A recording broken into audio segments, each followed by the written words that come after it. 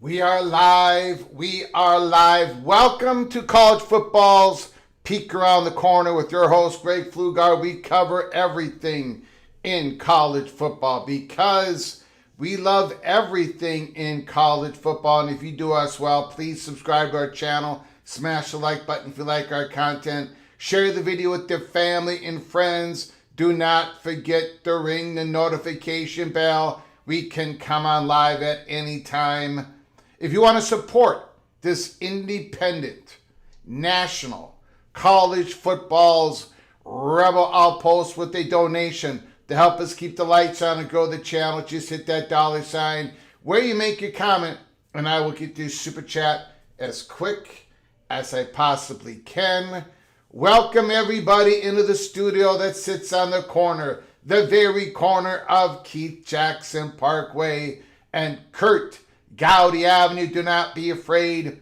Do not be afraid to become a legend with your comments and with your phone calls.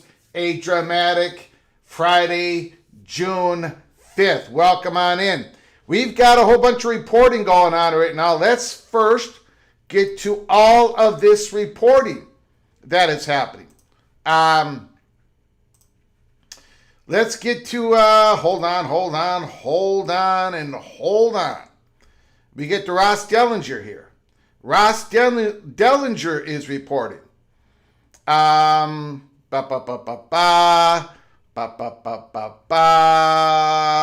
Okay, let's get to it. I will get to a roll call. I will get to the super chats. I will get to the phone calls. I'm going to get to the spotlights. on the Maryland Terrapins, and then we're going to get into the Big Ten Breakaway Blueprint update of June 5th. Yes, we have an update on all that and more. Ross Dellinger, after Thursday's meeting, the SEC and the Big Ten are drafting suggested revisions to the Senate bill to be sent to congressional staff members. Sources tell Yahoo Sports a committee markup, the next stage in the process, is not expected until at the earliest the June 15th week. So the Big Ten and the SEC, they're gonna draft their own revisions and give it to Mrs. Cantwell and Mr. Ted Cruz. And then Ross Dillinger says this, reports on the Paul Feinbaum show. Remember, Sankey's talking to Paul Feinbaum right now on the Feinbaum show, on the Feinbaum. Craig Sankey says he shared with Ted Cruz yesterday that we are not having conversations about a merger or a Super League. Greg Sankey is not, look, I don't know, you don't have to believe me. You don't have to believe anybody if you don't want to. They're not having talks about a Super League. They're not having talks about a merger. Who's giving Ted Cruz all this bad information? I wonder who that is. My goodness. Now, again, a Super League, we talked about it.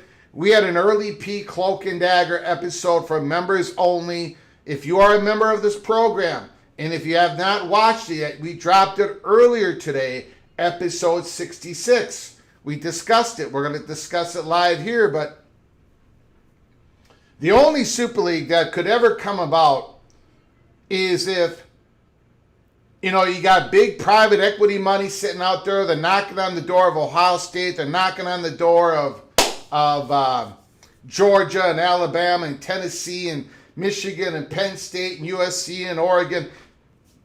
And somehow these schools are convinced to form a 24-team, 30, whatever, this one Super League conference and somehow survive all the court cases.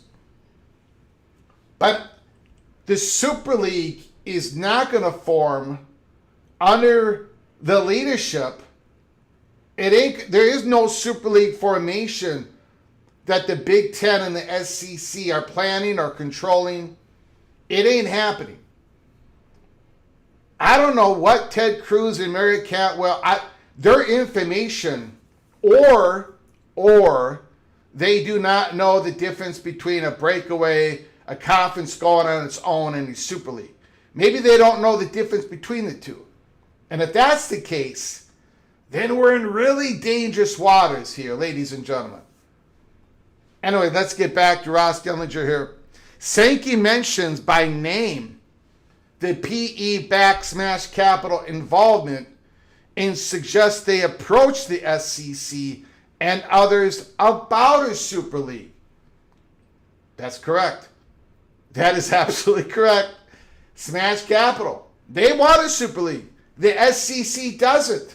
But yet Ted Cruz is saying that the SEC is planning on the Super League. Ted Cruz's bill, the Cantwell-Cruz bill, does not stop a Super League forming through private equity and the individual universities. In other words, the Cantwell-Cruz bill does not stop what is possible. A Super League that happens where it's possible. Cruz and Cantwell bill stops the merger that is not possible. It isn't going to happen. So even with that, the bill completely whiffs. In my humble opinion, let me know how wrong I got it once again in the chat room. Ross Dellinger.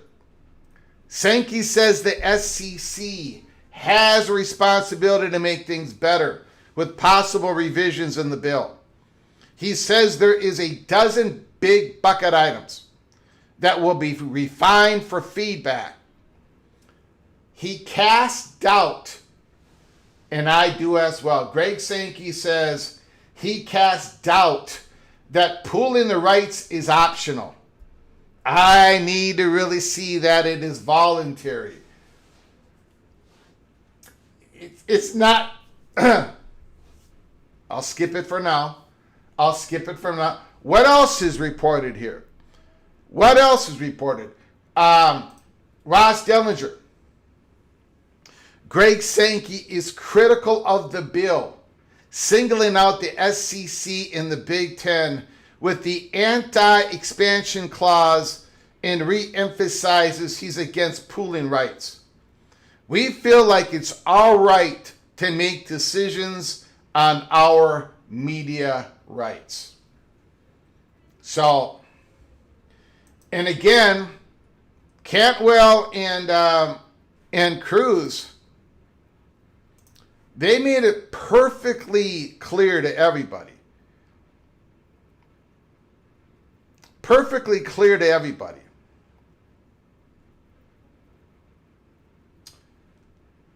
That part of the bill is not going away.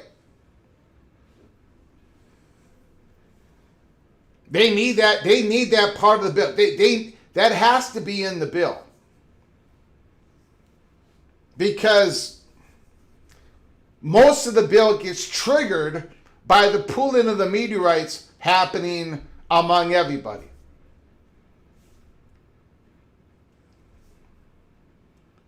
This bill is an empty vessel. It really is. Do you all remember that commercial back in the 80s? You all remember that commercial? I think it was Wendy's. Wendy's was doing some negative advertising against McDonald's, and it was, where's the beef? Where's the beef? McDonald's doesn't have enough beef in the hamburger. Where's the beef? Where's the beef in this bill? It literally almost does absolutely nothing. Except for trying to get everybody to pool their media rights together, and that's not even mandatory in the bill at first blush. But I think it becomes mandatory years down the road. Okay.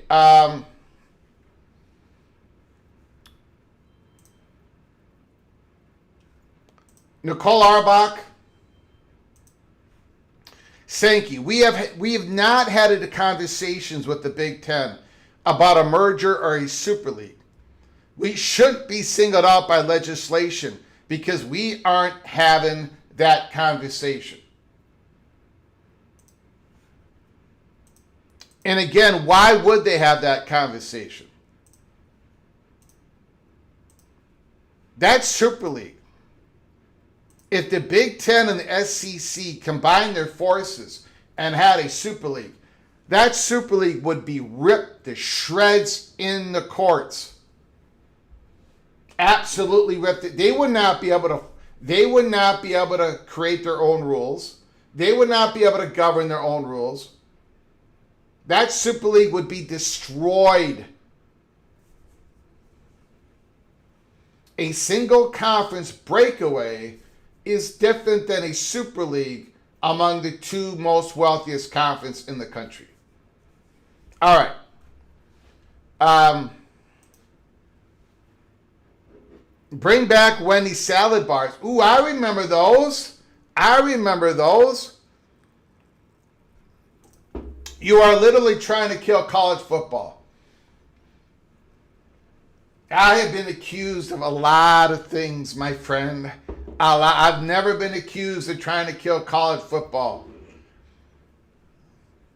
I do not want the breakaway. I want a 24-team playoffs. I want the G6 to keep their access. I'm not for a 24-team Super League, a 36-team Super League. I'm not even for a 70-team Super League. But I'm also not wanting to take sovereignty away from any single conference. And if that is enough to describe me as somebody who's trying to kill college football, that I am guilty as charged. I am absolutely guilty. I do have the power, architect. I do have the... LOL, Greg doesn't have the power to kill college football. I absolutely do, the architect. I absolutely do. By the way, I just want to make a note before we continue on here on the live show. Thank you all for joining us. Appreciate it.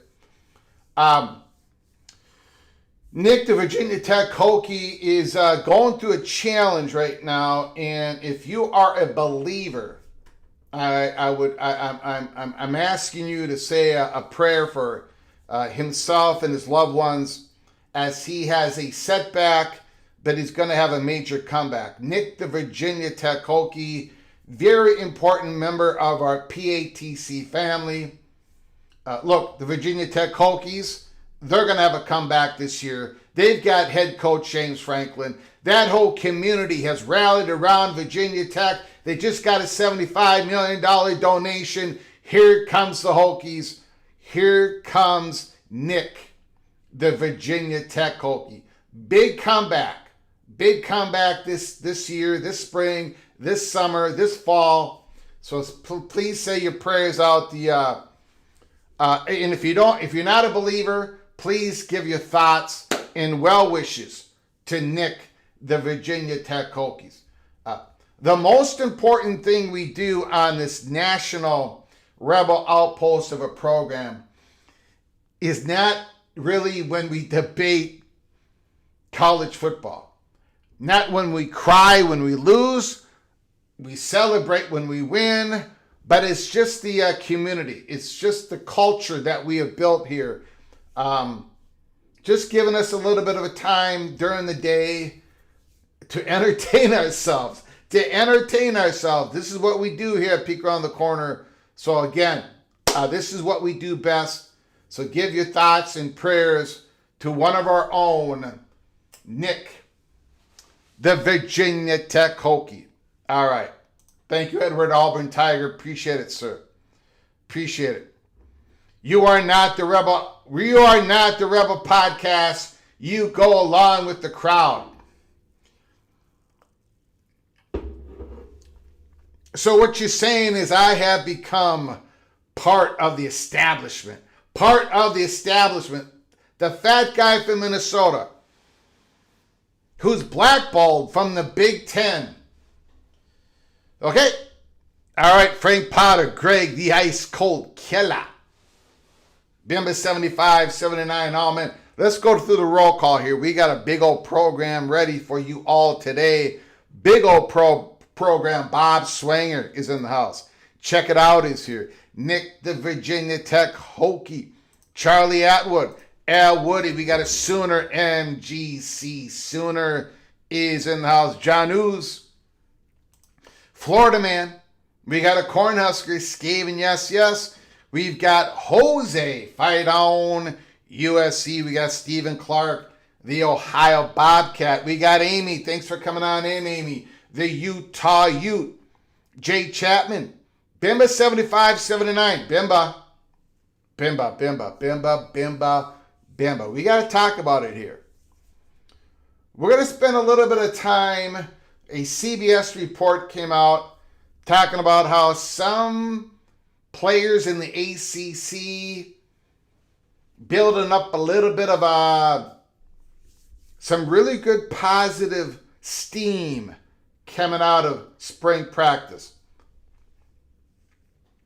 Gideon Davidson, Clemson running back. We expected a lot from him last year. He wasn't quite ready to be RB1. This year, it looks like he's ready to carry the load for Clemson Tigers. There's some other reports out there, but in Big Ten country, it's the word. No, look, it might be inaccurate. Bemba 75, 79, it might be inaccurate. If it is inaccurate, It's still spreading. The word, the chatter behind the curtain on Bryce Underwood's performance during spring practice was not good. Now, again, I'm going to be accused of trying to destroy Michigan Wolverine football, Big Ten football. I'm going to be part of every conspiracy out there. That is what I'm hearing. They talked about it on a national show. Bruce Feldman. What are the other names? Stuart Mandel. Somebody else. They've heard it. People are. We'll see what happens. We'll see. I think we might be seeing a quarterback battle. A quarterback battle in Ann Arbor. Let me know how wrong I got it once again. Elena Ted, my Bears now saying Indiana negotiations started in earnest. How are you going to feel? What was it? Hammond, Indiana? I'm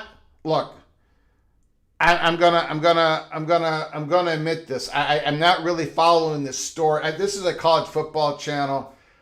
I'm following so many things in college football, like every 24/7 things I'm not even talking about right now.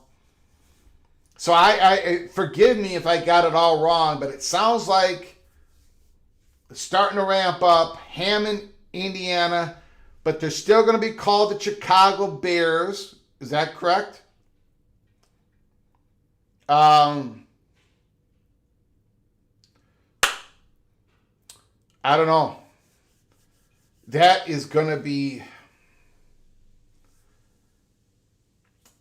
something not right with any of this. There's something not right with any of this. Alani Ted, thanks for coming on in. Rich Austin is in the house. Mama Duck Clemson Tiger is here.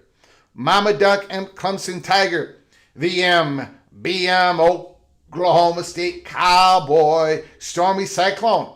The beautiful Ames, Iowa. I've been to Ames, Iowa. Beautiful Ames, Iowa. Stormy Cyclone, let me know what Sankey and beautiful, the Cyclone fan base and what they do grilling and drinking outside of the football stadium. It's a beautiful thing. Stormy Cyclone, let me know what is being said about the playoff and the bill. I would appreciate it. If you have time. If you don't have time, that's fine. Frank Patet is in the house. Frank Patet, Buckeye Greg is here. Kenneth Maynor, ECU Pirate is in the house. Observer is here. Mohr Simmons is here. The Architect, Hoosier Dave, Ad Hoc, Edward the Auburn Tiger. Thank everybody for coming on in. And we've got our first $2 holler. And we're going to get into our program here real soon. Buckle up, brace for impact. We're going to try to keep an eye on all the news that is flowing out with the Sankey and Feinbaum interview. Greg threatens college football like a tiger stalking a cow. I threaten college football like a cow stalking a tiger. That's how much of a threat I am. And I have more characteristics of a cow than a tiger. So, you got it mixed up. I threaten college football like a cow stalking a tiger. Jacoby Cat, thank you for the $2 holler. Very much appreciate it. And we've got another super chat, very generous super chat from the Iowa Hawkeye, Jacoby Cat.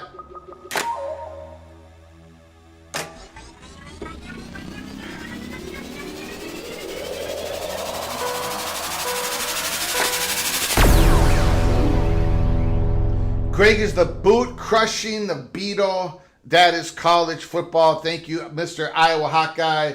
Thank you for your generosity. Very kind, sir. Thank you for starting us off today. Thank you for joining us. I appreciate it. I appreciate it. Chaza Davis, Springfield, Illinois is a disaster. Yeah, the Oakland lost 3 sport teams. Okay.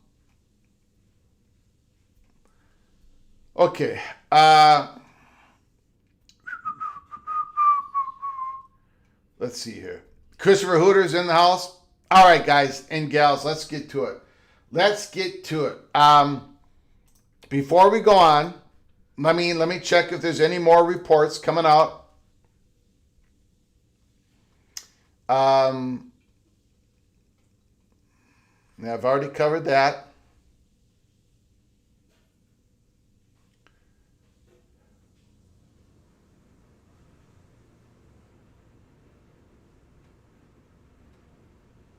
Yeah.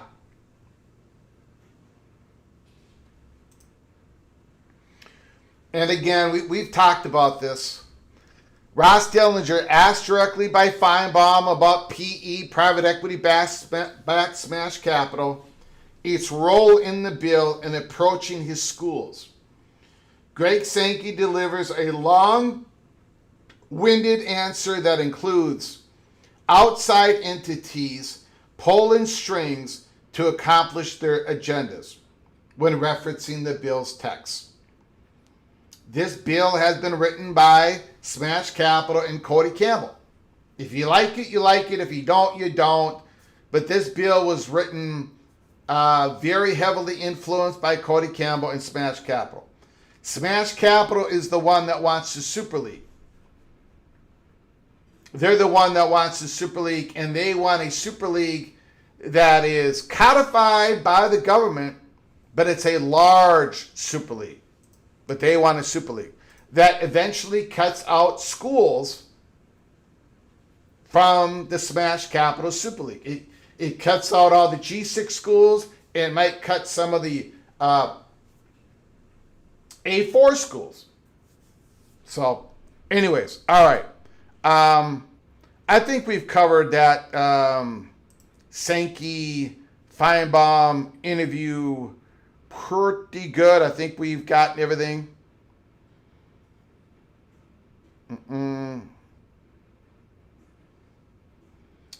Basically everything we have reported.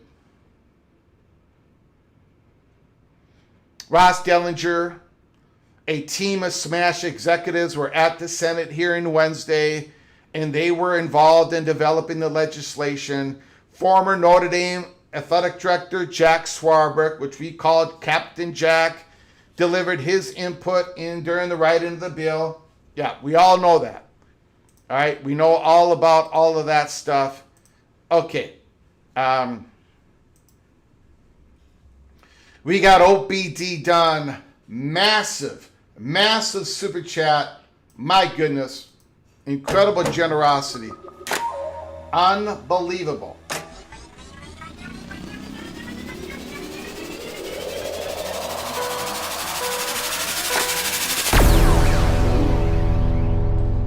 OBD Don has been very generous to the show. Very entertaining, and has given his thought-provoking statements on what is happening through college football and other things. Like unidentified flying stuff. Okay.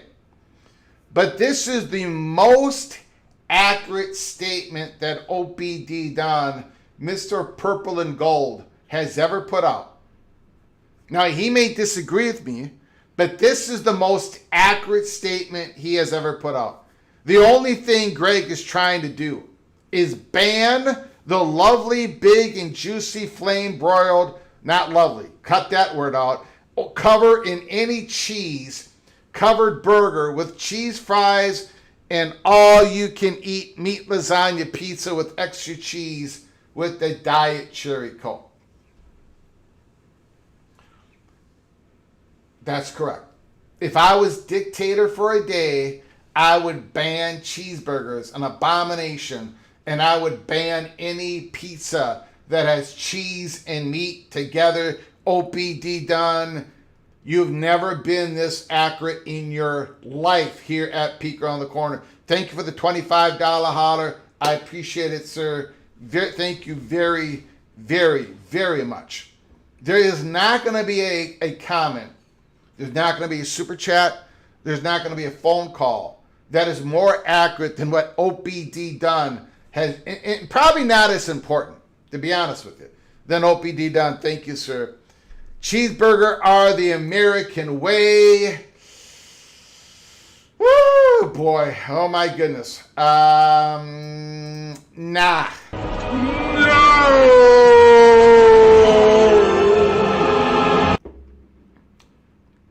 Greg Sankey just moved the needle. Minnesota would be cut. They probably would be. They probably would be. I heard that. Wilner did suggest Minnesota getting cut from the Big Ten. He didn't really say that. I heard that. He said the big money people would not want to have a Minnesota-North Carolina State game and a South Carolina versus somebody else game. I would agree. If there's a Super League of 24, 26, 30 teams, Minnesota's not going to make it. But I don't want to take any of these schools' free associations away from them. There should be no okay, that's it, bam, this is the government, we're going to dictate that this is a division, this is a conference, this is how much you can make. No, I'm against that. I'm being consistent. If the Buckeyes do not want to have the beautiful Minnesota Golden Gophers as part of their association, then we're out. I will only say that part of Ohio State and Michigan and Penn State, as they try to figure out who they want to be associated with, has always been, well, we make a lot more money off the football field, out of the basketball court with our university when it comes to research. And that is more valuable than their athletic department. And we, Minnesota, we kind of help with that, to be honest with you. So if they want to leave Minnesota Northwestern by the side of the road, they should have that freedom. Just like they had a freedom when the Buckeyes joined the Big Ten in 1919 because the University of Minnesota opened the door to the Buckeyes. The Buckeyes had the freedom to join. And if they want to leave, they should be able to leave. I don't know why this is so controversial. It would hurt my university. But we don't have our claw. The Buckeyes should not be nailed down on the table next to us. And a lot of you would agree. A lot of you have agreed over the last 4 years. But when the conversation switches to the Buckeyes should not be nailed to the table to have an association with other schools, then it's suddenly, no, you can't do that. Ohio State, you are a public university. You've got to stay. You can't split from us. Anyways, thank you, Kenneth Maynard. I very much appreciate your generosity. MBM, the Oklahoma State Cowboy. Bye. No, I did not mean that, MBM. My bad, MBM. My bad, my apologies to Drew Mestemaker, Caleb Hawkins, the beautiful wide receiver you got. Super chat, $5 holla.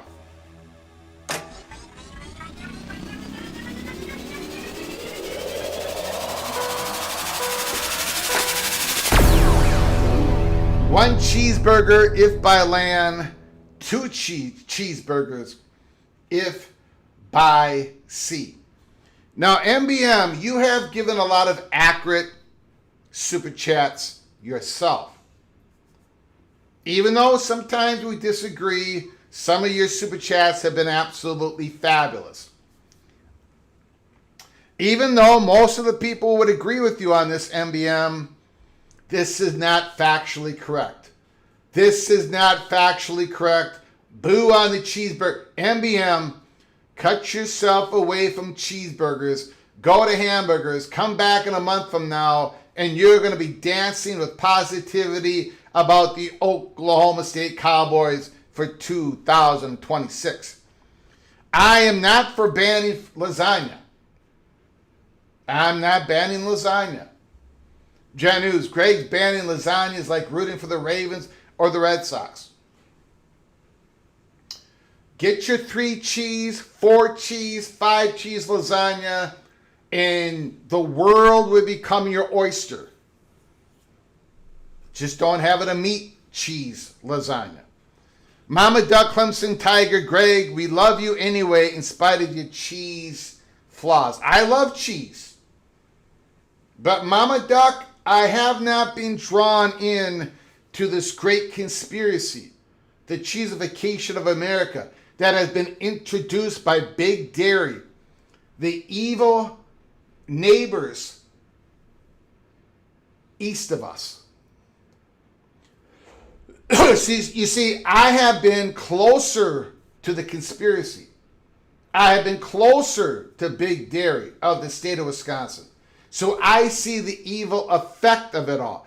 You're sitting there probably in South Carolina or somewhere else, Mama Duck, Clemson Tiger, maybe out in Oregon. You're farther away from this Big Dairy conspiracy. So you did not see it coming. I did. I absolutely did. Thank you, Mama Duck. I appreciate your being here. Jacoba Cat, Super Chat. We are going to get to the show, ladies and gentlemen. I promise you, we're actually going to get to this college football show. We're having a little fun here. Greg is like the Saag Paneer India food. Over the rice with gulab jamun balls. That's that sweet dessert. For dessert and mango lassi threatening the last roll of toilet tissue. That is college football. Thank you for the $5 holler. I'm only able to read half of that. And I probably would not be able to eat that. Jacoba Cat, I appreciate it. Thank you so very much. Thank you for your generosity. Christopher Hooter, $2 holler.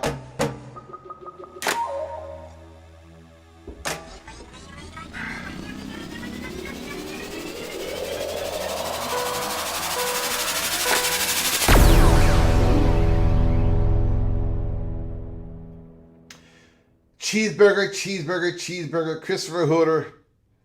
I know you know better because you've got that beautiful Cajun Baton Rouge, Louisiana food, the beautiful food you guys eat there. I know you have an educated palate. I know you know better. Stormy Cyclone, Super Chat, Baton Rouge.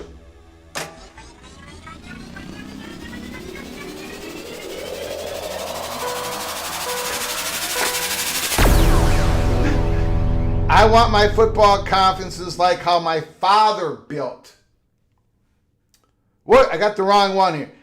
Greg, sorry to do this again, but you're so cold that you have not figured out what the air conditioning switch is in for your vehicle. What air conditioning switch? I didn't know I had one. I just roll down the window and drive down the highway with my beautiful black locks of hair, gray now, flowing in the wind. Thank you, Stormy Cyclone. Thank you so much for your generosity. I appreciate it. And then this is Jacoba Cat. Thank you, Stormy Cyclone.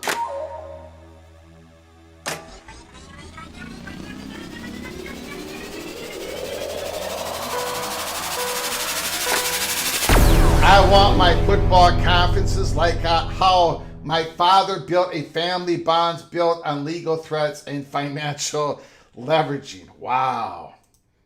Jacoba Cat. There's a lot of onion to peel on that one. Thank you, Jacoba Cat. Thank you so much for the $5 holler. Thank you so very much. Thank you so very much. Okay. First of all, We've gone through the reporting of the Feinbaum and Sankey, and I think a lot of what Sankey said, I think we all predicted it, right? We're being targeted.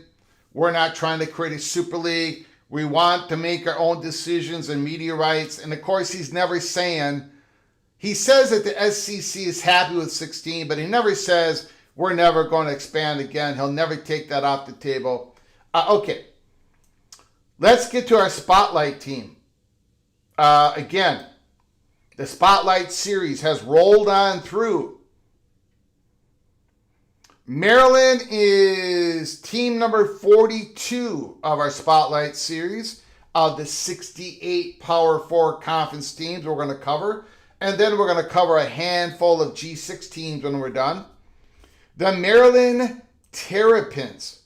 The Maryland Terrapins. Let me know what you're thinking, how they're going to do this year. PATC Spotlight. Of course, we got to start with Malik Washington. When we're done with the Maryland Terrapin Spotlight, then we're going to talk about the Big Ten Breakaway Blueprint update of June 5th, because we have some information that we would like to deliver. We delivered it to our members only episode earlier today, so some members have already watched some of the information that we are about to deliver. Malik Washington. Good season. A really good season. When you consider, and we're going to go over those considerations. If you are a Maryland Terrapin fan, you know what I'm going to say, right? The Terrapins were second to last in rushing yards per game. Some brutal rushing stats. Did not help the true freshman Malik Washington. Maryland was top 5 in the nation in dropped passes, which did not help the true freshman Malik Washington. And yet, after saying all of that, Malik Washington almost threw for 3,000 yards, 17 touchdowns, 9 interceptions, 57.7 completion percentage, 118.4 quarterback rating, 304 yards rushing, 5.4 average, 4 rushing touchdowns. Now, again, he's going to have to become more accurate with the passes, right? He's got to be more accurate. But he had a lot of drop passes. I think he lost a lot of trust with his wide receivers.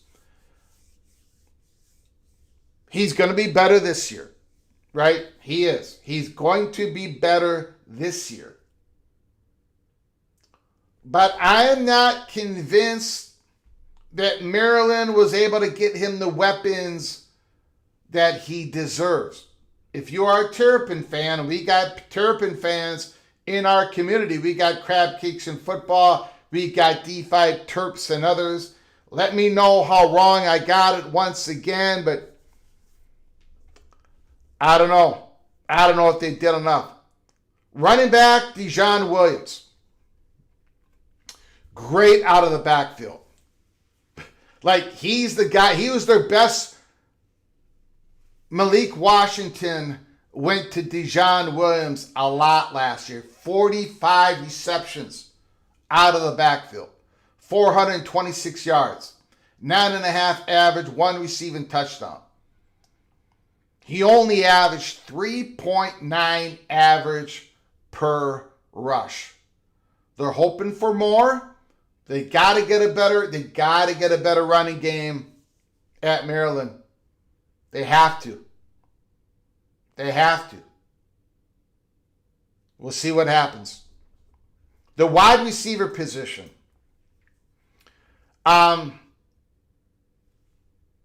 Look, Caleb Webb. If you don't know who Caleb Webb is, pretty good, highly recruited high school player that spent his first 3 seasons at Tennessee. Could not really get any playing time. Went to the portal, and he went to Maryland last year. He was so-so. Had some drop passes, 22 receptions, 318 yards receiving, 14.5 average per catch, 2 receiving touchdowns. They got a couple of guys in the portal. They got that Chris Durr from Wyoming, who had some 40 receptions last year at Wyoming. Maybe he can help. They also added the Colton Joseph, the quarterback of Old Dominion. One of his main targets was, Naheem Abdul-Rahim Gladdy, who had a pretty good year at Old Dominion last year, was one of Colton Joseph's top targets. He's coming, transferring to Maryland. So they're hoping that one of these G5, G6 receivers comes in and can produce right away. Malik Washington's going to need it. Malik Washington is going to need it. So the wide receiver room, I would consider a little bit weak, to be honest with you. But the tight end, Dorian Fleming, 40 receptions last year, 351 yards receiving, 8.8 average, 3 receiving touchdowns. Became a pretty good target for Mr. Malik Washington. So watch for Dorian Fleming. I think he's going to be the big guy in the passing offense for Maryland this year. Now, I don't know how much potential there is in the wide receiver room or the running game, but what Maryland does have going into 2026 is 2 studs at the defensive end position. Freshman All-American, true freshman All-American, Sidney Stewart. 10.5 tackle for losses, 7 sacks. There was great worry at Maryland that he was going to leave the program. But he decided to come back. True freshman All-American Sidney Stewart. But that's not all. Zahir Mathis, another freshman defensive end with 8.5 tackle for losses, another 6 sacks. Both these dudes were freshmen, both coming back as sophomores. So Maryland, and they got some interior guys as well. Maryland's defensive line is going to be legit. So if you're looking for a strength in the team, it is that defensive line for the Terrapins. Stewart, Mathis on the defensive line. The Maryland Terrapin schedule. Hampton, Connecticut. That home game against James Franklin, the Virginia Tech Hokies come in. And are we going to learn a lot about Virginia Tech and Maryland? Yes, we are, on September 19th. Then Maryland at home against UCLA. Bob Chesney, Nico Amaleavin on a jet plane versus Malik Washington. Then on the road against Nebraska, on the road against Ohio State, at home against Rutgers, at home against Illinois, at Purdue, at home Wisconsin, and then finishes USC and Penn State. A tough combination to end the season. What do you think, ladies and gentlemen? What do you think about the Maryland Terrapins? Well, I'll tell you what I thought when I did my way too early order of finish prediction for the Maryland Terrapins. I got them at 15. I don't know if they got the juice around Malik Washington. I could be proven wrong. The wide receiver from Old Dominion. I don't know, guys. I don't know. I don't think they got enough. We're going to find out together. But let me know where you've got the Maryland Terrapins. I just showed you where I got them. Number 15, and I don't think I'm moving them up. But we're going to find out a lot. That Maryland Terrapins game versus Virginia Tech at Maryland, September 19th. Buckle up. Buckle up. Buckle up. All right, ladies and gentlemen. So that was our 46th spotlight. That is your Maryland Terrapins. Tomorrow, Saturday, we're gonna have another team under the spotlight. Team number 43. I'm not gonna tell you who it is. I've got it all locked in. You're gonna have to find out. You're gonna have to watch us tomorrow on a Saturday. Saturday is all right for PATC. Again, with our I Do Declare predictions, we are up to number 78. 78 predictions have been booked in here at PATC. Just for a quick update like on that. Studzilla, $5 holler. Studzilla.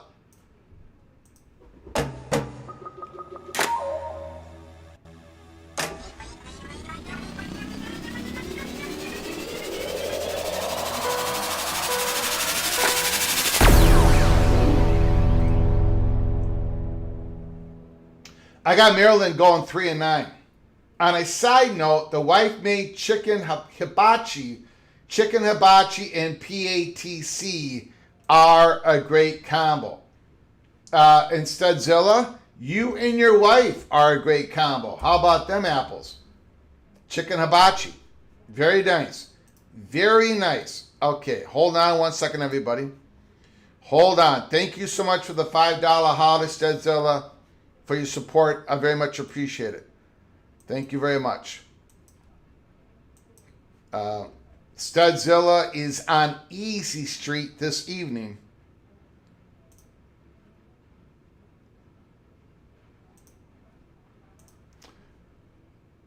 I do not know what I'm going to have for dinner. And I don't think the wife is in the kitchen cooking, because I can hear her doing something else. So I'm going to have to figure it out. Hold on.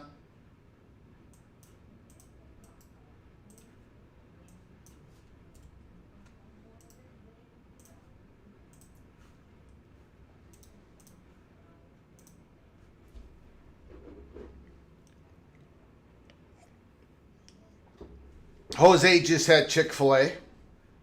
Has Maryland won in November in like a decade? No, they have that November swoon. Absolutely, that November swoon. Myrie Derrick, 6-6. Maryland has some really good young talent.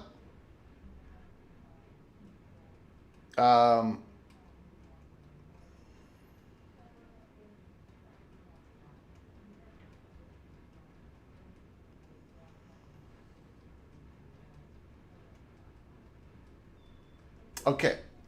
Alrighty. Let's get to the Big Ten blueprint. Let's get to the main story of today. Lewis Pop is in the house. Thanks for coming on, Lynn Lewis. I haven't seen you in a while. Thank you, sir. Appreciate it. Appreciate it. Big Ten Breakaway Blueprint. Update June 5th. Again, if you are a member of this program, we put out an episode, Early Peak Cloak and Dagger, episode 66. Go check it out when you have a chance. But we're basically going to cover a lot of what we covered in that episode. If you want to become a member of our program, go to the link in the description box below the video. Hit the link and become a member. Big Ten Breakaway Blueprint. Okay. First, again, I'm sorry for a lot of you because you've heard me say this over and over and over again, but we got to go backwards a little bit before we go forward with the information so everybody is on the same level.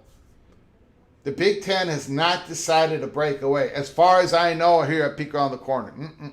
Nope. No. They have not decided to break away. They're working on it. They're working on what it would look like. They're trying to have like straw polls. No legitimate, no official voting going on, but they're trying to figure out, they're bringing up ideas. They're trying to figure out where their 18 membership is on any one idea. They're going to work. They're going to run out that ground ball, right? There's a weak ground ball hitting to the shortstop, and the Big Ten is lumbering down first base, and they're going to run out the ball, and they're probably going to be called out. The SCORE Act probably isn't going to get passed. This bill, I don't know how it passes. I saw somebody in the chat room talked about how Josh Pate says the bill is going to pass. He said it was going to pass easily. That was 3 or 4 days ago. I told you all, I almost drove into a bridge embankment when I heard him say that. I was driving and I heard him say that. You all know how I feel about it. I don't see how the hell this bill passes. I don't even know how they can keep. I mean, the employment issue alone, they're not going to have enough Democrats. They're not going to have enough. I just don't see. I don't see it passing. I do not see it passing. But that doesn't mean the Big Ten has spent a lot of money trying to get the House settlement codified. They spent a lot of money in the SEC and other conferences advocating at Capitol Hill to get some antitrust protection, antitrust exemption. They're going to run out the ground ball. They're going to do all they can. You saw that. We talked about that yesterday. You saw that in the reporting today from Greg Sankey. We're gonna send Cruz and Cantwell and everybody. You know, we're gonna mark up. We're gonna say what we agree, what we don't agree with. They're gonna run this out. The question is, what happens?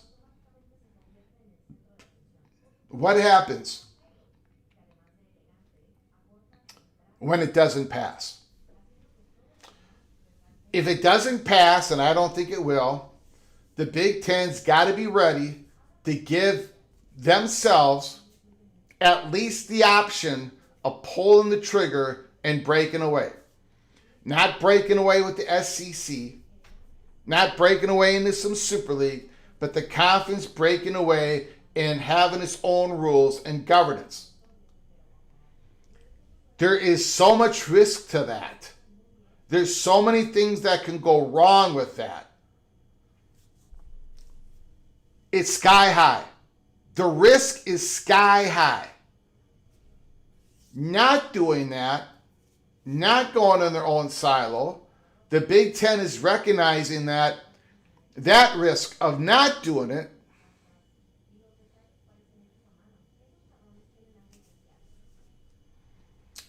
it's about to match the risk of doing it.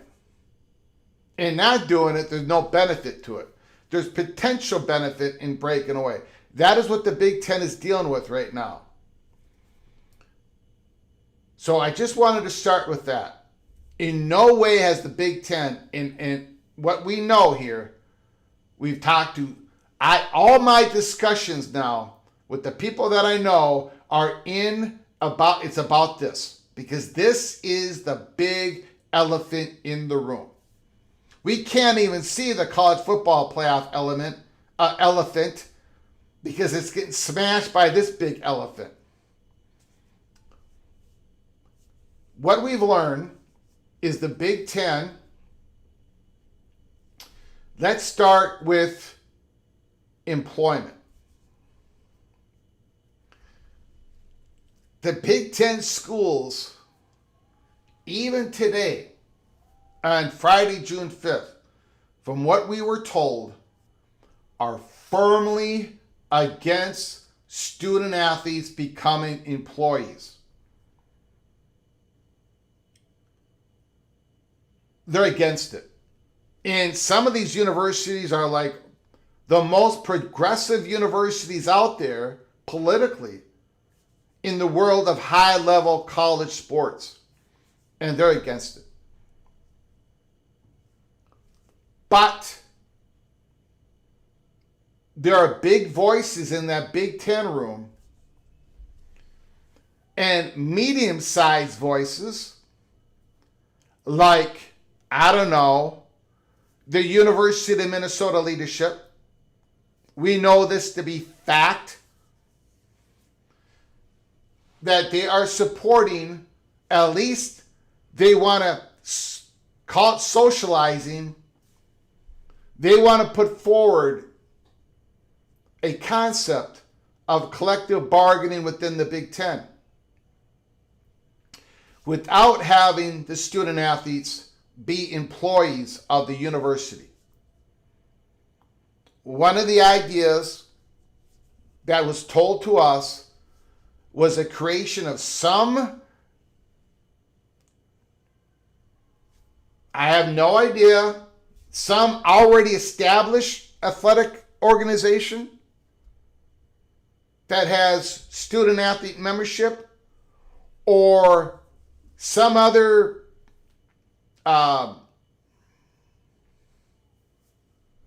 combination of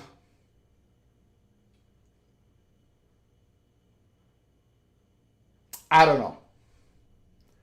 There is multiple ideas on this. Some entity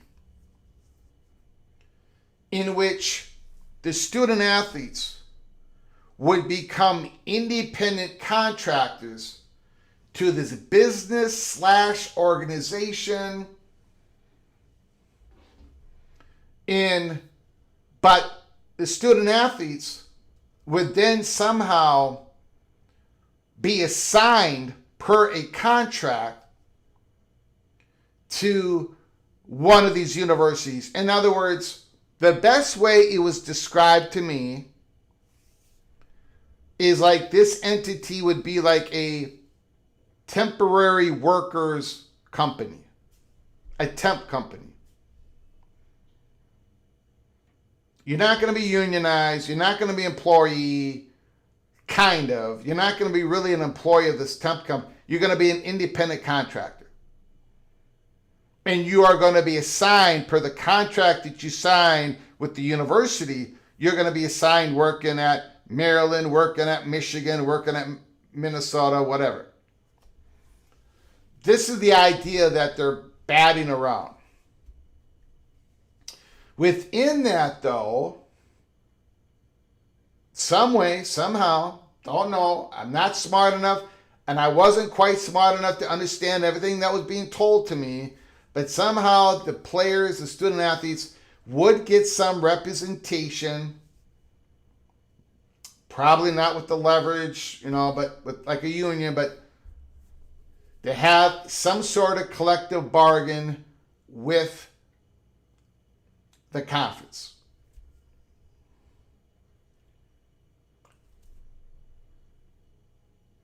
There's a million questions and I don't have any of the answers. But that is being batted around. We know that to be, we absolutely know that. And I will be honest with you. No, I'm not. Can I be honest with you? We know that is being battered around. Locally, we know that idea is being battered around in the Big Ten. Within that, the cap. Let's talk about the cap.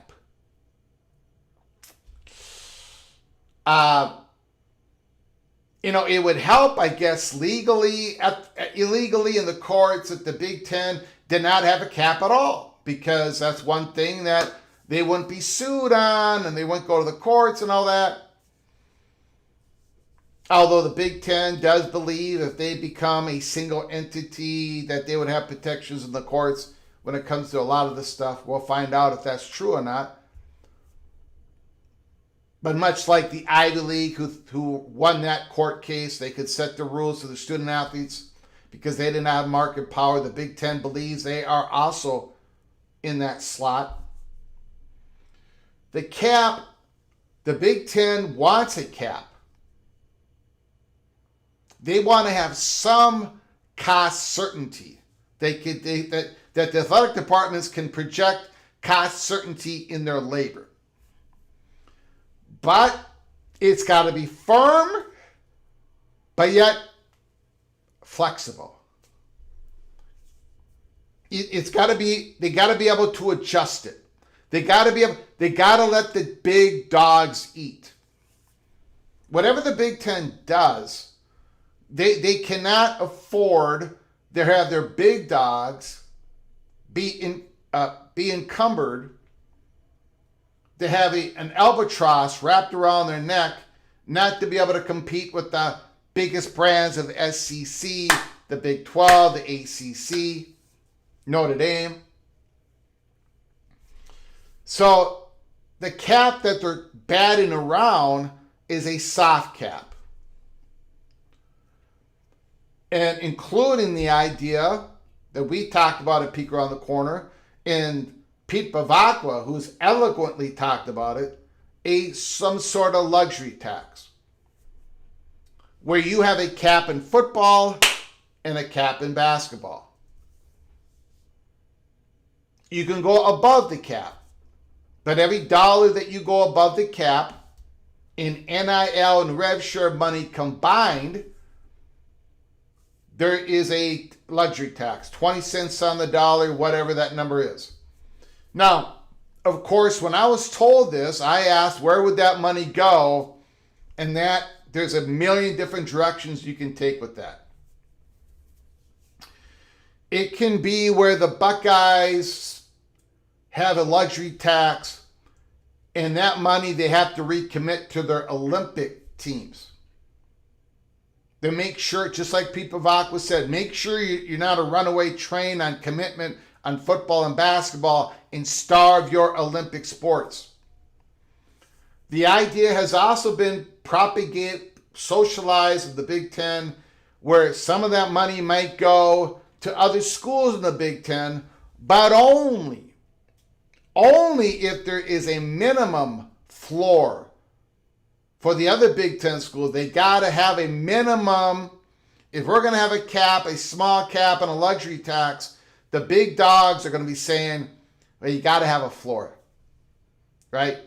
You got to have a certain level of commitment for any of that luxury tax to filter to you.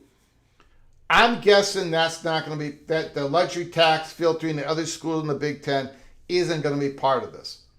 But that it's money that has to be recommitted to the Olympic sports of that team that is going over the cap in football or going over the cap in basketball. The bird rule is something that the Big Ten really wants to install, but it's a little bit tricky because going in their silo. The bird rule is there's a cap, right? Let's say there's a 40, to make it easy, let's say there's a $40 million soft cap on football. It's going to be higher than that. But let's just, because it's combining NIL and rev share. They want to combine everything together. All payments to players reported by the Big Ten from the school, overlooked at by the enforcement arm, combined everything type of cap. If it's a $40 million cap,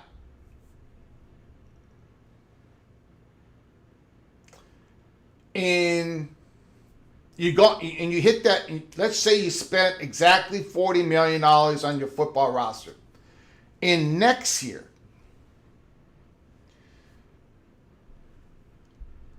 players on your team, your current players on your team, the ones that you're willing to spend more on in negotiations with your players,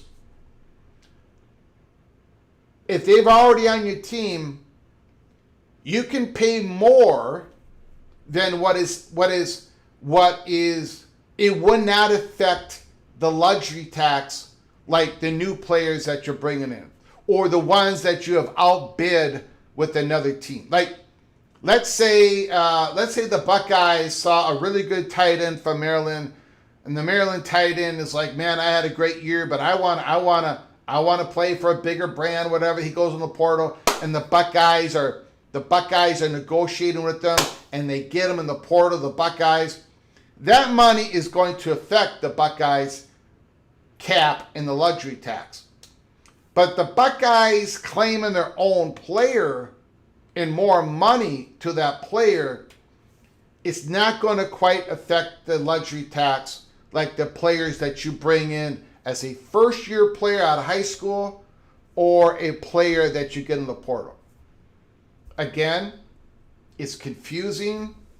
I don't have the answers to any of your questions. These are the things that the Big Ten is batting around. Some sort of soft cap, some sort of bird rule, and some sort of possible collective bargaining. But again,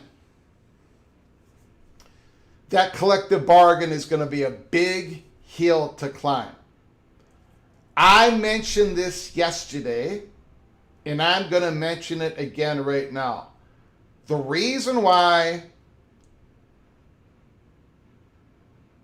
one of the big reasons why the collective bargaining is being discussed heavily within the Big Ten and in the SEC, I mean, you might want to say it's because they want the players to have protections, and once in a while the SEC and the Big Ten puts the white cap on and they're the good guys and whatever. One of the major reasons why they're talking about collective bargaining with their players in football and basketball, it is because it's going to be somewhat of a deflection on all the blowback they're going to get if they go with the breakaway. Imagine the SEC breaking away, the blowback hits them, but then they say, we're going to have collective bargaining with our players. Imagine the Big Ten saying that. The blowback might not hit as hard, right? It's something that they can introduce to the public, to the distractors, to the politicians. It might work, it might not work. And again, the question always remains is, the SEC figures out their cap, the Big Ten figures out their cap. They're going to figure it out independently. There cannot be collusion. There cannot be coordination. There cannot be communication. But what if the SEC cap favors their student athletes a little bit more than the Big Ten? That gives a competitive edge to the SEC. What if the Big Ten favors it? That is why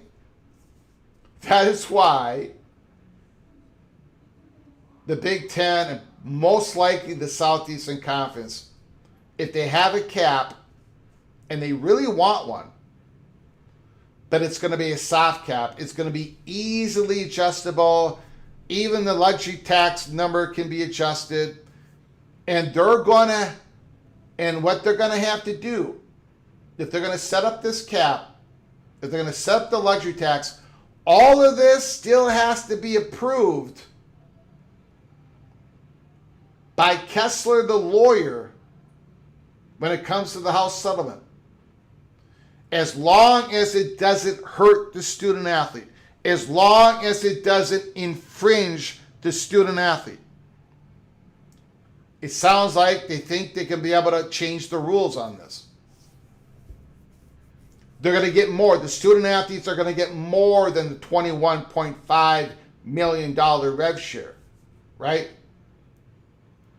The SEC and the Big Ten, Their main worry right now, as we sit here in June, is are those NIL deals going to get through? Are those NIL deals going to get through the NIL Go? Are they going to get through? There are millions of dollars sitting there. And if the student athletes don't get paid, what is going to happen? One of the solutions that the Big Ten is talking about is saying, all right, we got all these millions of dollars of NIL, this name, image, and likeness money locked up. We increase the rev share part of it. We go well beyond the $21.5 million. And we give direct money to the student athletes until those NIL contracts are denied or approved. And that is how we get these student athletes in the door, getting them paid. We break open the rev share limits on this. That is one part of the solution. But that is what is really cranking up the Big Ten and the SEC at this point. One other thing about this Big Ten blueprint. And I know we've laid down quite a few serious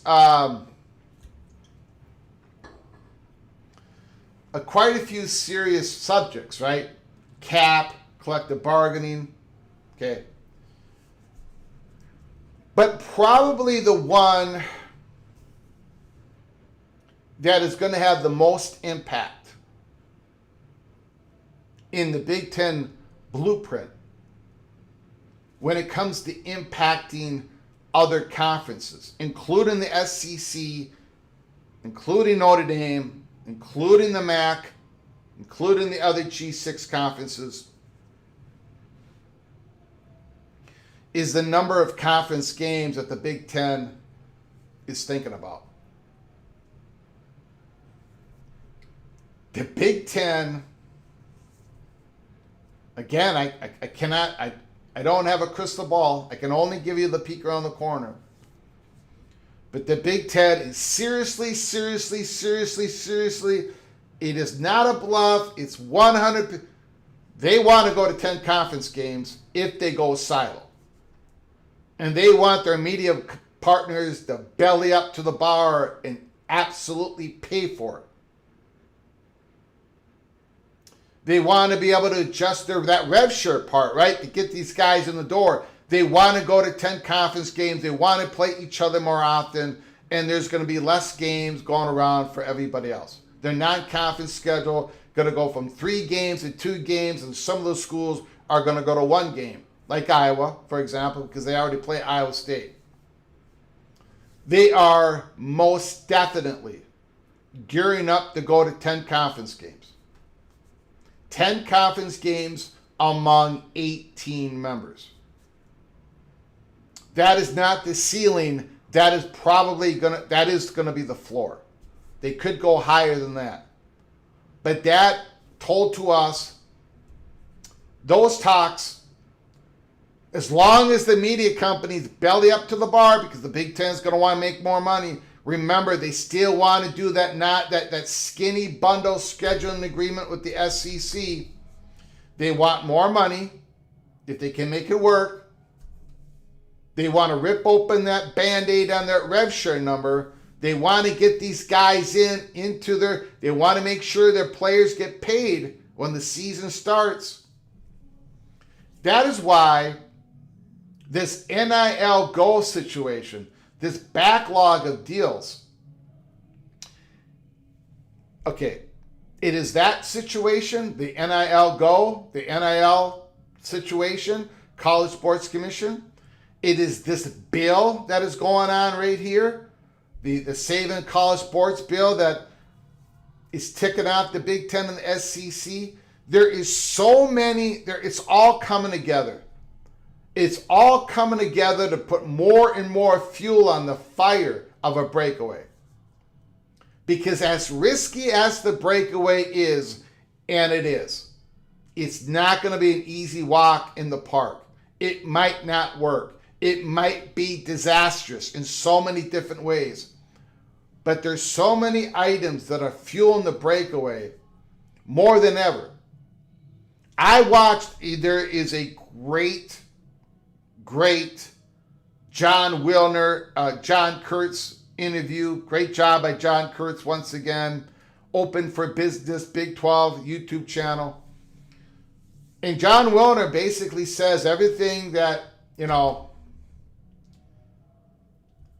that the chatter, John Wilner is describing the chatter behind the curtain perfectly.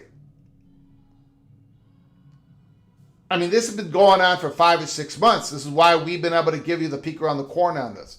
This is why we declared DEFCON 1 4 or 5 months ago.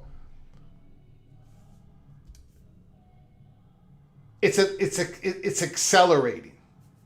It's not slowing down. It's accelerating. That's like a problem here. It's accelerating. Everything, there's more and more fuel being thrown. There's nothing that is tamping this down. It's going and going and going and going and going. Not having any, there is no governance. There is no help from the federal government in the eyes of the Big Ten and the SEC because they did not get the House settlement codified. That is what they wanted. They wanted an antitrust exemption. They don't want to give up their sovereignty. They're not going to give up their sovereignty. They don't perceive this bill. It's not going to work.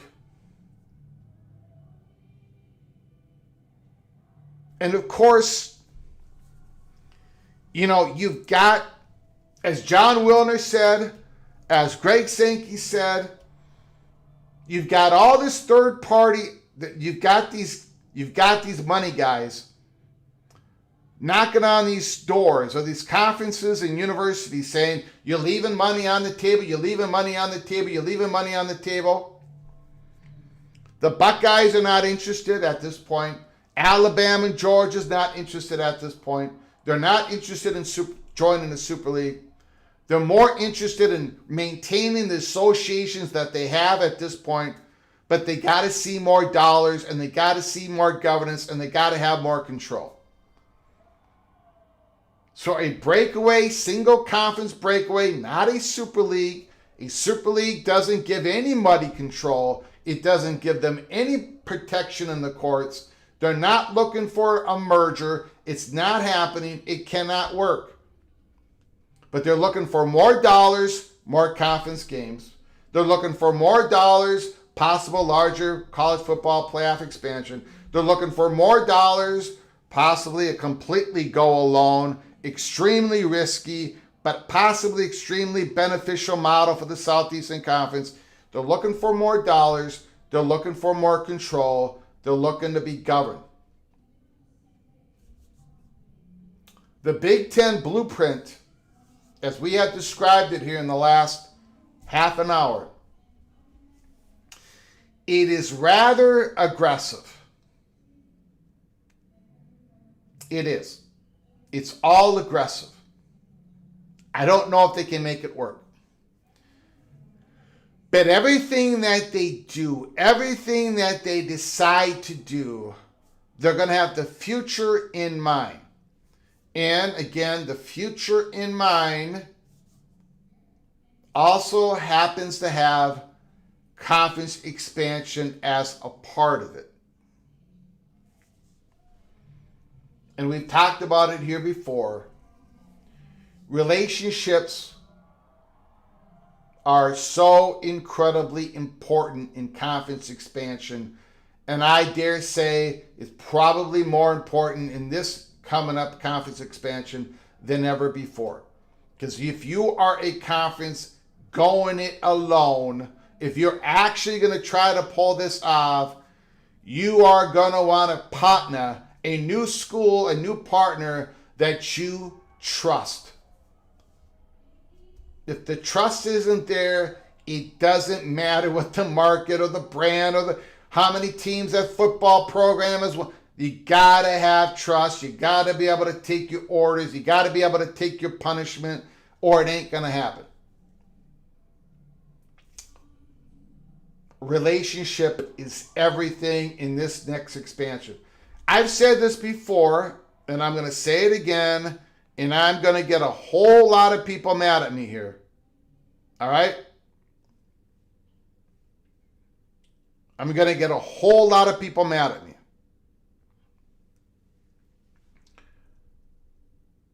But the SEC is so undervalued right now.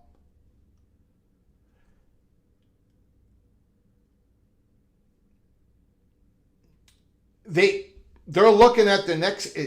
Greg Sankey, if you listen to all of his interviews, he says we're not for a Super League. We're not looking at merger. He's telling you the truth, but he never says we're not looking to expand. He says we're happy with 16. We would love to have things stay where they are, but he knows that the Big Ten is going to expand. The SEC knows. It's almost almost a lock that the SEC's next expansion is going to work because they are so undervalued right now. They just want to unlock that next media negotiations. ESPN knows they cannot. Everybody knows how undervalued that media contract is. The Southeastern Conference, unless we go into a world war, unless we go into an incredible depression, the SEC is going to make out like bandits in their next media negotiations. And the conferences that want to move up to P2, they know it. Everybody knows it. And that's why there's a lot of this. That's why this bill's out there. That's why Cody Campbell. The problem is this bill does not. I'm not going to talk about the bill anymore. It's not going to work. It's not going to pass. The SEC is going to have their sovereignty, and they're eventually going to expand. And it's almost a lock that it's going to work. That the SEC is going to be the beneficiaries of that expansion. The schools and the schools that they add. And I know people say, well, there's not enough money out there. There's not enough money out there. I happen to believe the money is going to be there when it happens. Anyways, we're just going to have to agree to disagree on that. Also, the Big Ten, their last expansion has worked better than they thought. The schools that have come in are making big bucks. Even the Washington and Oregon that came at 50 cents on the dollar, they see what's going to happen in the next few. They know they're going to make out like bandits. USC, you've seen the reports. Their sponsorship, their signage, everything that USC does is more valuable than before. And they knew they thought this was going to happen. That's why they called the Big Ten. That's why I put out those tweets in 2022. Power of consolidation, economic consolidation. USC wants to join. The Big Ten has to take them. We talked about it for 3 months before the nation knew. All of it happened. All of it happened accordingly. USC's. So when you do an expansion and it works for the schools in the conference, you're probably going to do it again. That's just the nature of the business.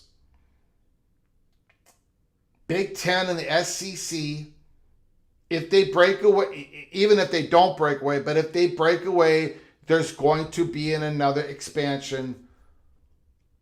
And how does it look? When does it happen?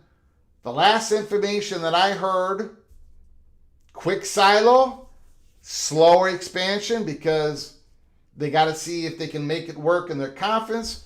They got to put up with the blowback, the political blowback of the possible economic blowback they're going to get in going their own way. Not entirely going their own way, partially going their. It's going to be a major blowback. So I don't know if the expansion happens all that quick, but it's going to happen. And the relationship part is so incredibly important. You are not seeing any of the ACC schools talking at all. They're not going to. Because allegedly,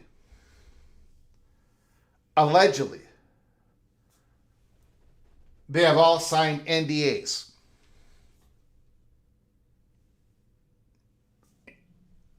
Any lawyers that are watching this program right now, and I know there's probably a couple of you, I'm saying allegedly. Nobody's squawking. Nobody's going to say a word. They're working their connections, or they're working their networks. They're using third-party networks. They're using consultants, the conferences and the schools. They're spending money. You saw that report a couple of years ago. You're not going to see that report now. You saw that report a couple of years ago that North Carolina was using that consulting firm when it comes to conference affiliation. You saw that report. I think it was Carolina Blue. It was an initiative that they were paying some money out. That's happening all over the place. Allegedly. So that's where we are. And I get it that it's what the main item, the main part of all of this that has absolutely shocked me. And I'm going to take a big L on this. I've already taken a big L on this for those watching for the first time or first time in a long time. I'll take the big L on this once again. The pace of this, the quickening of this is shocking me. I was wrong. I didn't think it would happen this quick. The people that I talk with, each and every one of them, and I talk to a lot of people, they're all like, they're gripping the table. They cannot believe the quickness, the communication that is going on within the Big Ten. None of this is a bluff. Even if they can't pull the trigger because of whatever reason, none of this is a bluff. None of this is a bluff. Anyways, I'll take your phone calls, I take your comments, take your super chats, supersede everything else. I want to thank, first of all, I do want to thank Christopher Hooter, Jacoba Cat, OPT Don, MBM, Jacoba Cat, Christopher Hooter, Stormy Cyclone, Jacoba Cat, Stud, Zilla, and Christopher Hooter for all of your generosity, super chats. Thank you very much, Christopher Hooter. I do declare LSU 2027 Omaha Natty again. I can't take any baseball, I do declares, but I do appreciate the spirit in which you gave that declaration. Thank you, Christopher Hooter. Thank you so much for your generosity. LSU Tigers, baseball national champions once again. This is coming from Christopher Hooter. Let me open up the phone lines. Let me open up the phone line, 763-260-1333. 763-260-1333. I have got a lot of messages here that I'm going to have to check out while we're taking these phone calls.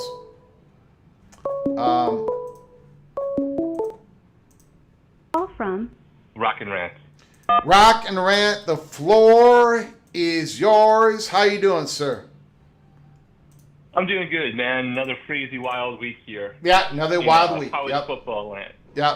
I don't have a lot to add, but I think the one thing that I'm personally confused on is I don't believe that everyone who's talking about super leagues on every level is talking about the exact same thing. Oh yeah, yeah.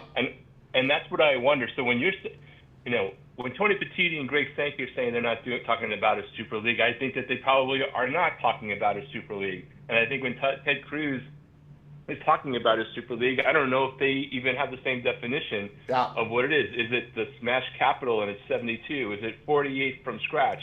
Is it the Big Ten and the SEC breaking off together?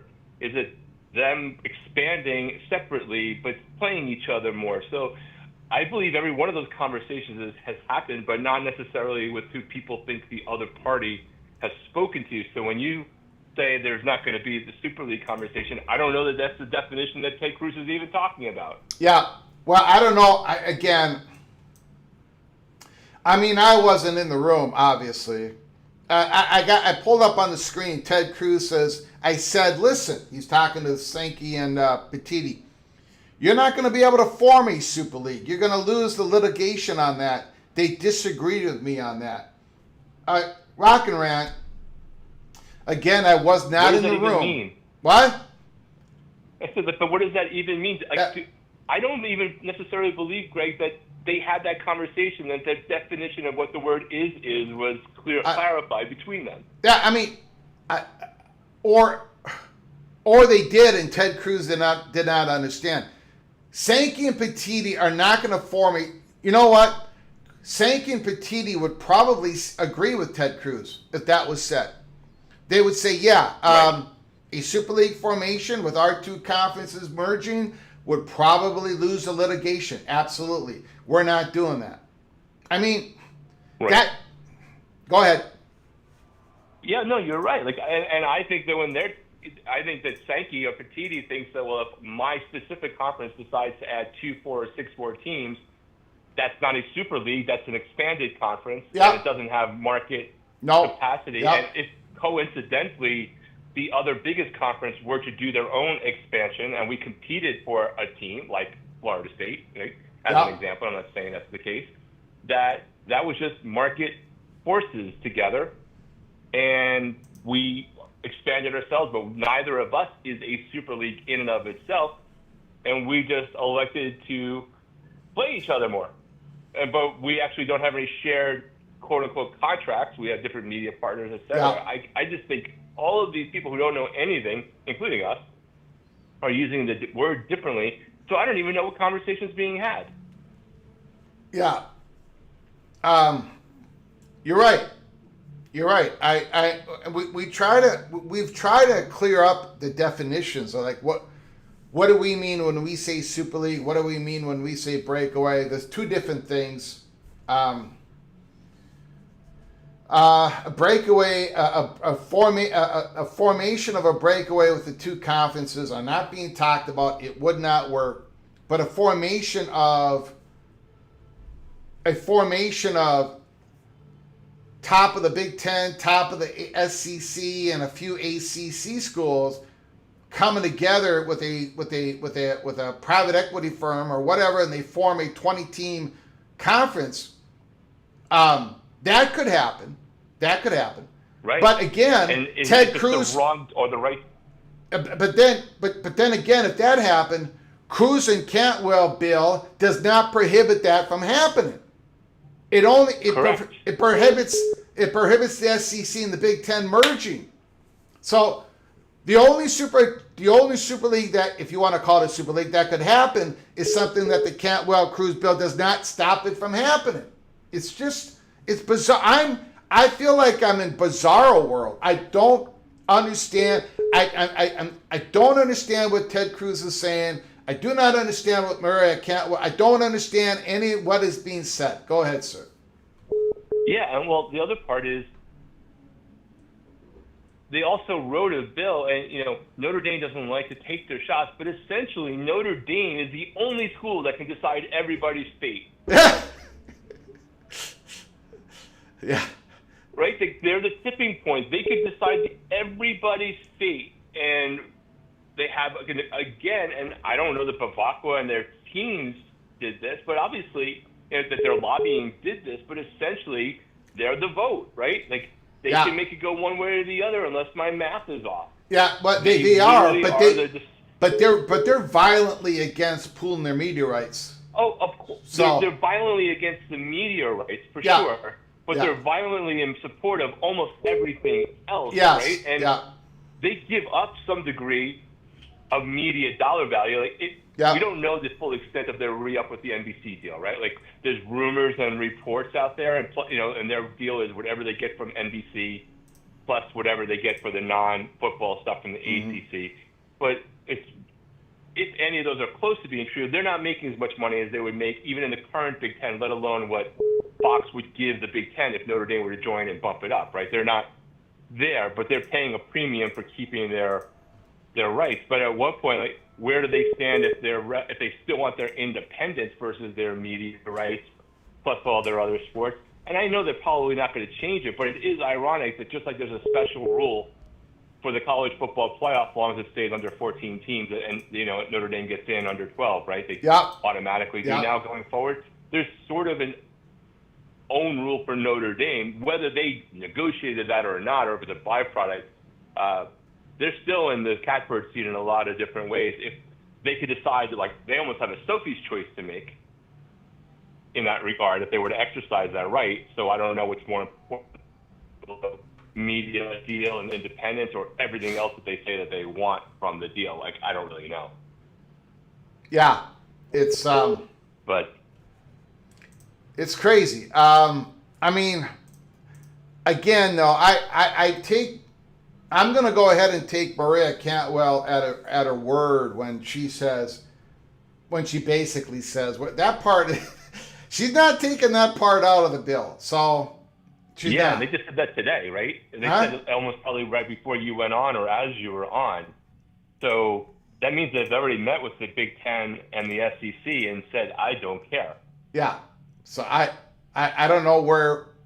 I mean, everyone's going to run out their ground balls, but I don't know. There is no compromise to be made here. It doesn't seem to be at this moment. Let's see, who really has the leverage. The House seems to be, even a lot of Republicans seem to be kind of against it, but that's also its own complete zoo that you can't. I mean, the Senate looks intelligently focused compared to what the House can be at any given moment. There's no control going on there, regardless of who has power, because the margins are so thin. Yeah. But man, I'm super curious as to how fast it does or doesn't accelerate everything else. Not just the playoff, not just the breakaway, but does that completely quash or accelerate people declaring their do declare that they're leaving their conference before the legislation gets on? Like, do they do that preemptively, or do they wait and read the tea leaves to see whether it's going to die or not? Yeah, I don't know. Greg Sankey, it's been an effective strategy, but it's not accurate. It's not consistent with the truth. Greg Sankey goes deeper on the outside entities he sees manipulating the conversation around a college football Super League. So look, Sankey and Petiti are like, what the hell, man? We're not talking about a Super League, and they keep getting accused of it. I think. Well, Greg, on that one, I'm going to say, like, I don't want to really hear their crocodile tears from the master propaganda manipulators about that those two are when it comes to other things. I think it's interesting that they were blindsided. Yeah. Like, how did their lobbying efforts, how did they not get ahead of this? How did they not release a preemptive statement other than the lack of their signature to a letter?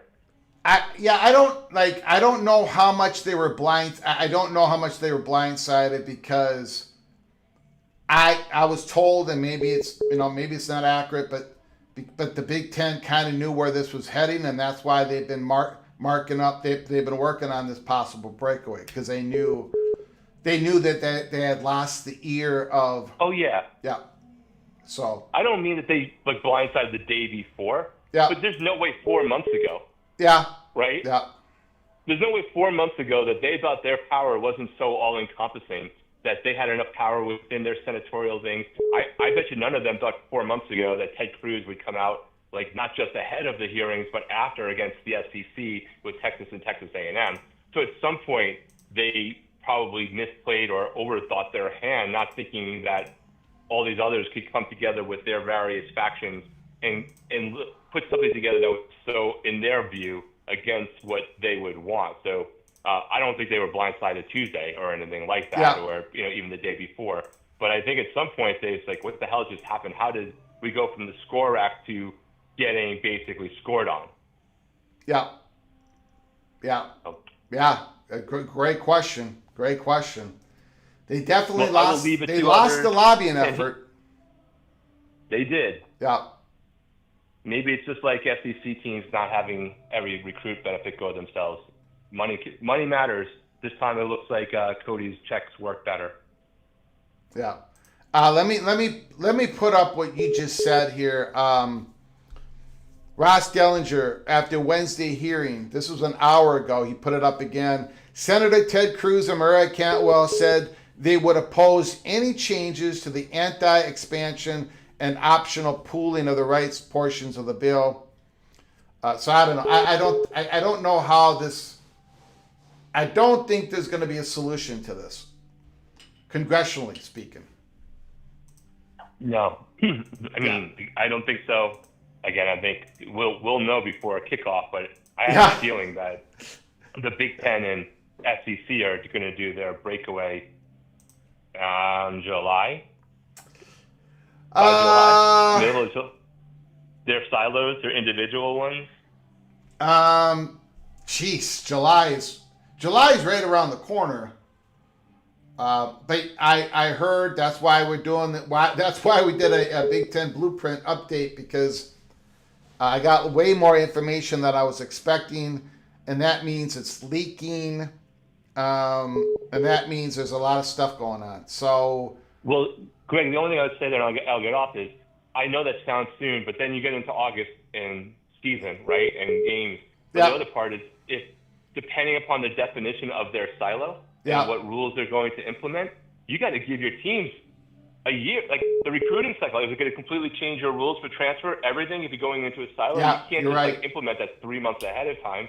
You're right. So that's, just think about the realignment side. You got to give everybody essentially a year and 3 months notice to be able just to change the schedule. Yeah. What if the same thing applies all the way down to your roster management, your budget caps, all these things? I don't think you can put those coaches who are already having to deal with these crazy world and their administrators and not have them have an idea a year ahead, because they're already recruiting for the 2028 cycle right now. Their offers are going out. There are some kids for 2028 that are starting to commit. Yeah. They need to know. So if they're going to do it, I mean, maybe July seems too soon, but it's going to get, the big quarterbacks. Hello. All right, Rocket Man, anyway, I'm going to let you go, sir. Good rest of your show. Yeah, you got it. Beautiful call. Thank you, Rocket Man. Excellent. A lot of great, yeah,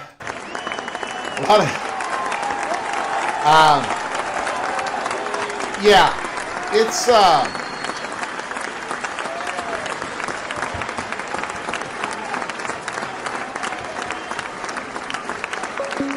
accelerating.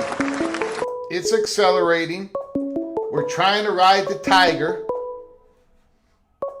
as best we can. From Jeff Fuller. BYU Cougar. Thank you for calling, sir. The floor is yours. Yes, sir. Hey, Greg. How's it going? It's crazy. I'm exhausted. I'm on the phone. I'm in the studio constantly right now. Things are out of control, sir. What about you? So I agree. There's a lot going on in the world of college football. Yeah. I'm, perplexed by some of it, fascinated by some of it, disturbed by some of it. And forgive me if there's some background noise. No problem. Might be some boats passing, but hopefully you can hear me. No problem. I'm scared by all of it, but go ahead, sir. Yeah, it's scary. So it's serious when Silent Tony speaks and Greg Sankey goes on Paul Feinbaum. There's some serious stuff going on. And I know it's, I guess as a preface, this bill is very messy. It's really ugly. I hate that it targets the SEC and the Big Ten. I don't think that was wise. But on the other side of the coin, I'm wondering, I'm sure people have been wanting and trying to involve the Big Ten and the SEC in the process, but, all that they could come up with was a SCORE Act, which honestly is, just like, give us everything we want. Oh, you didn't give us everything we want. Well, at least we tried. Legally, we can show we tried, and Congress wouldn't agree to it. So, we're not going to try anymore. We're not going to negotiate. We're not going to go back to the drawing board. And that's what's the biggest frustrating thing to me, is where is the want to from the SEC and the Big Ten? This bill comes out and, there's not a discussion of, hey, this has some really good things in it. It's got some big warts. All the talk is, quote unquote, this bill is DOA. This is horrible. This is the worst thing ever. And, there's propaganda on both sides. I agree. There's plenty of propaganda and histrionics in the Senate committee hearing. But, the response to it has been a lot of histrionics and propaganda as well. And now we can all sort of look through that, and everyone's protecting their own. We understand that. And Cody Campbell's an easy villain. There's not a lot to. Go ahead. Well, no, Cody Campbell, and I always try to make sure I say this. Cody Campbell has done such a wonderful job in so many ways, right? So, I mean, what he's done for Texas Tech, he's putting his money where his mouth. Greg. Huh? Can you hear me? Are you able? Yeah, I can hear you now. I couldn't for a second. Yeah, I'm sorry. Yeah, I hopefully we're not having problems. Let me check here. He's done such a wonderful job in so many ways for Texas Tech. He's not the villain in Lubbock. He has put his money where his mouth is. He has supported that university and the athletic department, chairman of the board. So that's one side of it. The other side is he's pushing an agenda that a lot of people favor, but he's made some relationship mistakes that I think are haunting him now, and for those who support his side of the fence. Go ahead, sir. I agree. Very, very polarizing. I'm sorry if I'm interrupting. Nope. I don't know if I'm cutting out or you're cutting out. No, hopefully, go ahead. Go ahead. The floor is yours. It's sort of like, he's sort of polarizing like Trump almost at this point, where, well, if Trump's for something, I'm against it. Or if Cody Campbell's for something, I'm against it. It's almost become that polarizing at this point. And I almost wish he'd, somehow withdraw from some of the process. There are some good ideas, but there's plenty of bad ones. Mm-hmm. Are you able to hear me okay still? I can hear you. Yep. Okay, great. Also, so there's a lot of this bill that I don't agree with, a lot that needs to change. I think it's stupid to say only conferences with less than $1 billion in revenue can expand. It's either all or nothing. Everyone can expand or no one can expand. And, that's hard to, it's hard to make any of that happen. But, and that's the problem. The SEC and the Big Ten they've only come out against things recently. The big white paper that was, that came out. It wasn't like, hey, we support this thing. Hey, this is great. It's like, ooh, pooling media rights bad. We're signing this that probably was written by our media partners. And then, this joint statement they did a couple of days ago against this Protecting College Sports Act. And that's the concern. I think I heard part of a call before. I think it was Rock and Rant about, what is a super league? And, I think it's definitional is important. But I think the concern is even if it's not a super league in the way that maybe Jack Swarbrook was talking about, 20 to 30 or 40 teams breaking away, or even if it's a really big one like the original Smash Capital idea, which I think private equity should stay away. I think if we had true leadership in the conferences, especially at the top, that could be done by the conferences. And, why bring private equity in? But that's a whole nother tangent. There's plenty of money to be made there. But even if it's not a true monopoly and a true super league, it's in effect, it's a duopoly, which acts as a monopoly, and it's a de facto super league if it continues down the route that it's been going over the last, 5-10 years of expansion. The Big Ten clearly wanted 4 teams in reaction to the SEC adding Texas and Oklahoma. They wanted legal protection to not take all 4 at once and to kill the Pac-12 by themselves. Yep. So they, but we all know, that was the plan. We all know there's a bigger plan. You talk about it all the time, and that's really I think that's what most people, when they say a super league, they're saying, hey, we're going to take 5, 10, 12 of the best brands and we're going to do our own thing. Yeah, we'll silo, we'll play each other. I mean, that's a de facto super league. And maybe it can't be quite easily legally challenged. I'm pretty sure it can be. I'm pretty sure it can be challenged legally. So that's where I guess the lawyers got to figure that out, and the schools got to assume their risk. But I think the call yesterday, I think Patreon at the end was pretty revealing about how Penn was dominating TV initially, and all the media rights there, and then the Big Ten and other schools went to Congress for protection, saying, hey, they can't have all the media money, but we should all get it. And so it's almost like the socialists of yesteryear are now the capitalists today, now that they've got the power and control. So that's, I think that's what Patreon was trying to point out yesterday. I just think it's really short-sighted to silo. You're shrinking the pie, you're shrinking interest. Any kind of real super league or de facto super league, the majority of fans, they do not claim allegiance to any Big Ten or SEC school. They don't claim allegiance. It's about 45%. It's close. Mm-hmm. The TV eyeballs are more, but you understand TV viewership. A lot of that is controlled by windows and by promotion, and a lot of it's earned media. But you get on ABC all day long, you're gonna have great ratings. And so but also I looked at attendance. I've put out some tweets recently looking at attendance. All of the schools, all of the FBS schools, all of the sports, every event over the last 3 years, even tallying up the great fan bases of the SEC and the Big Ten, it's only about 45% of all people who sit in a seat to watch an event are for Big Ten and SEC events. So the more you sequester and silo, the less you're shrinking the potential audience. And a lot of us watch those other brands and schools because there's a chance of playing them. There's a chance of breaking in. And so, I know I'm rambling. I know I can go on and get pretty tangential, but I do appreciate the time. I worry, I know agree. John Kurtz there, protecting, he wants this bill is to protect the Big Ten and the SEC from themselves.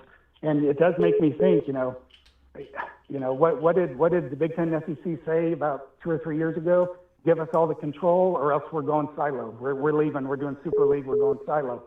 Brett Yormark, others, okay, we'll give you control. Don't do that. Majority of the money, all the control of the format. But where's the leadership from them? You give power, you give control, you give more money. Where are the solutions? The onus is on those with the power and the money to come up with the solutions, and those are not the people who are bringing the solutions to the table. So that's my biggest rant, and I appreciate the you got it, buddy. Platform to rant. I appreciate it, sir. Great phone call, Mr. Fuller. Appreciate it, Greg. Love your show.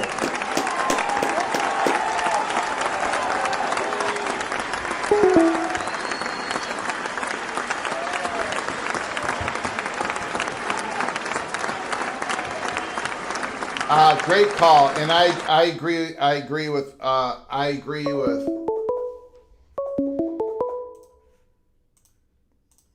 Call from I'm sorry, who's this?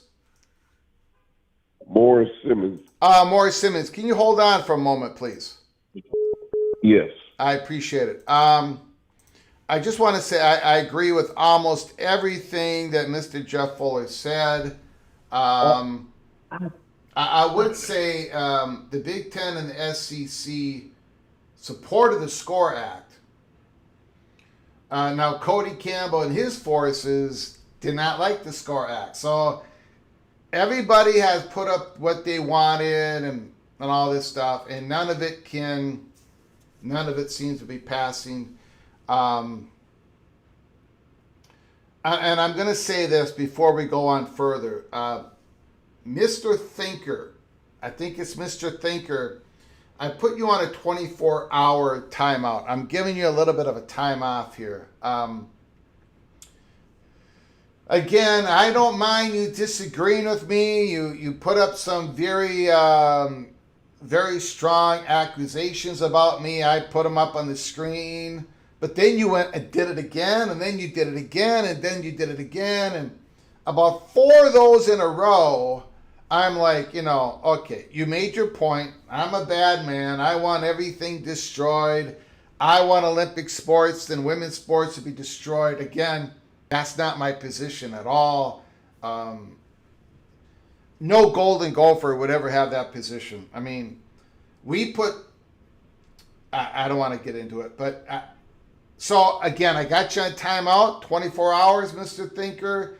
Hopefully you dust yourself off, get back into it a couple of days from now, and you can rip on me in the chat room, but one comment after another comment, again, it gets to be a little bit too much. Mr. Mohr Simmons, the floor is yours. Thank you for your patience, sir. Yes, Greg. Hey, first of all, I want to say something about this Super League. The Super League is not going to happen right away.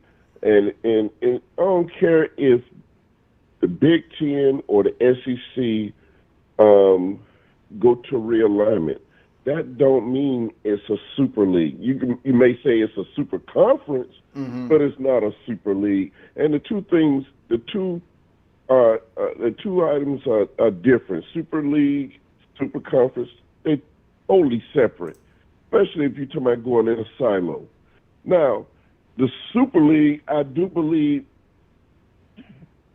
that it may come further down the road, and the only way that happen is if you get somebody that got media or something like, let's say, for example, Amazon. Amazon got money, and they approach each individual school that they may want and inquire. And let's say the school decide, okay, we're going to jump out of the Big Ten. We're going to jump out of the SEC. Okay, we're going to come over here. That's how the Super League will happen. It'll happen on something like that, where they going and plucking colleges that they want. And the number could be anywhere from 24 to 48.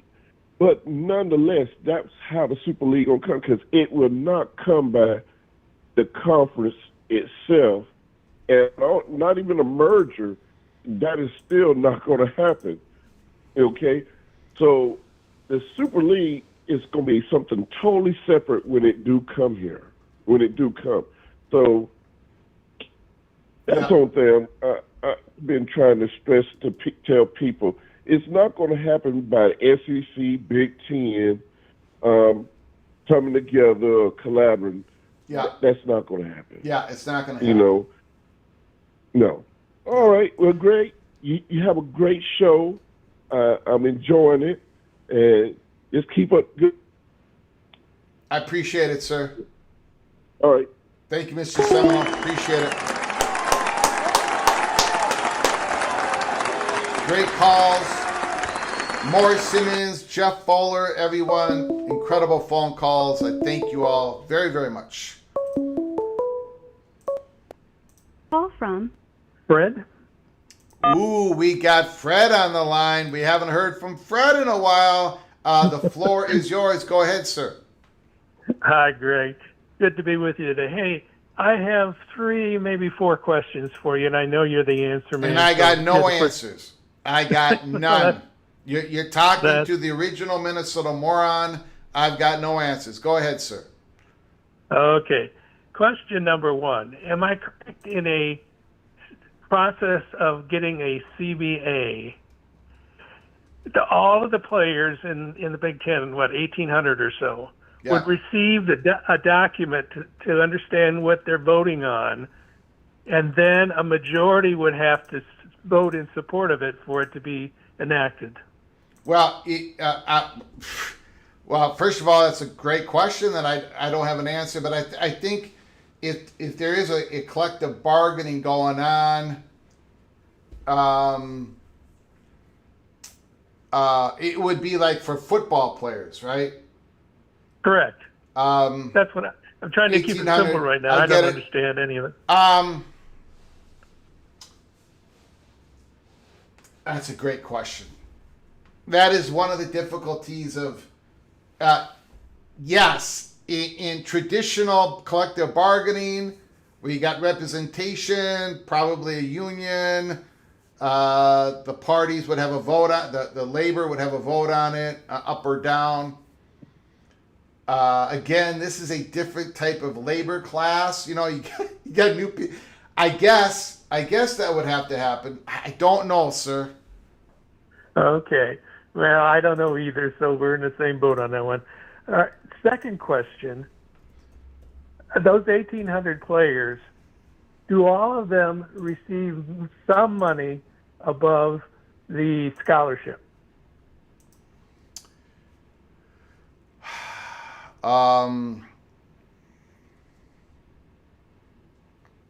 Yes, because don't all of them already receive the Alston stipend? I think every one of you student athletes, among the football players and basketball players at least, are receiving a stipend that is above their. Okay, well, but I think so. The reason I was asking about that, because I would like to see, if they go that far, to have some kind of a call it a minimum salary, a floor in which all the players, because most of these players are not going to make the big money. No. Yep. And I think it would be really beneficial to the players, their lives, and also in terms of making a statement about the value of players, to agree to have some kind of a minimum floor, even if they're not going to see the fields most of the time. Yeah, a minimum floor for the student athletes to get paid within a unit, like the football unit, and a minimum floor of expenditures by every football program, right? That might be part of it. Yeah. Yes. Okay. Yeah. Go ahead. Go ahead. Third and final question that I had. Yeah. Well, actually, I may have a fourth one too. Is going into a silo mean the same thing as leaving the NCAA?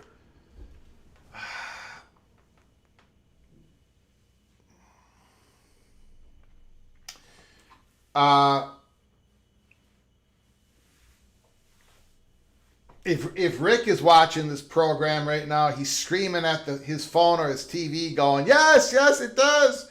I don't know, Fred. I don't know. I don't have any answers. I've got one more then, maybe. Yeah. These questions, there aren't answers because this is all new stuff, really. Yeah. The final question then. This is final. Okay. If it would involve leaving the NCAA, or I guess even if it doesn't, is there, to your knowledge, any notification timeline to do this? Like June 1st for leaving a conference. Is there some kind of a notification date by which you have to notify somebody that you're going in this silo and maybe leaving the NCAA?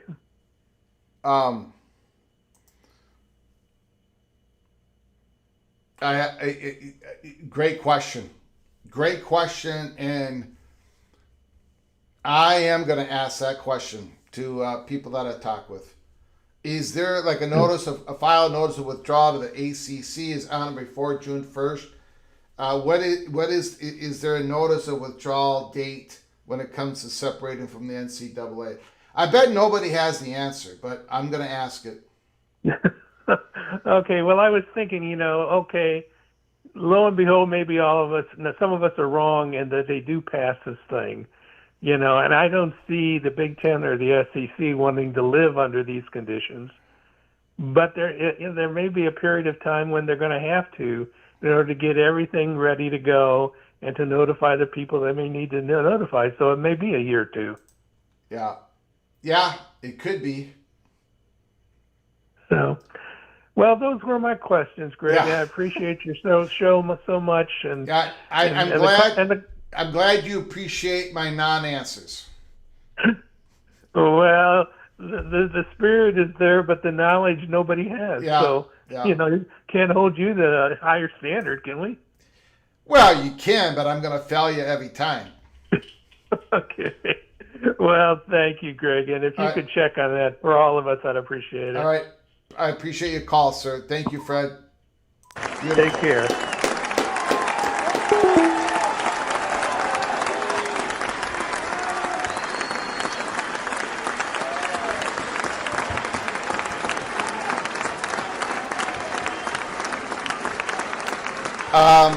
I do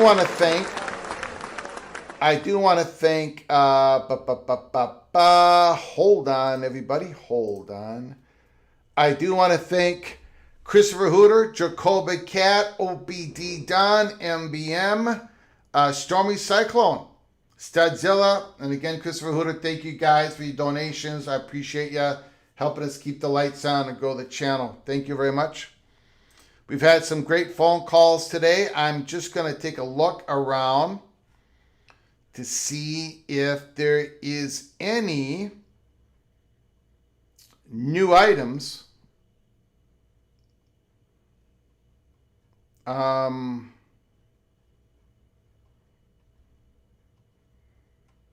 That is being reported on.